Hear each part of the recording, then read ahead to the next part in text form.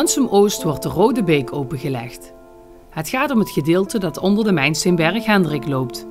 Hierdoor ontstaat er ter plekke een 2 hectare groot natuurgebied rondom een meanderende Rode Beek. Dit natuurgebied verbindt straks de Brunsumerheide met het Schutterspark en de noordelijk gelegen natuurgebieden. Onderdeel van het project is de bouw van een brug ter hoogte van de Ganzenpool. Die brug overspant straks de groene corridor over een hoogte van 15 meter en een afstand van 74 meter.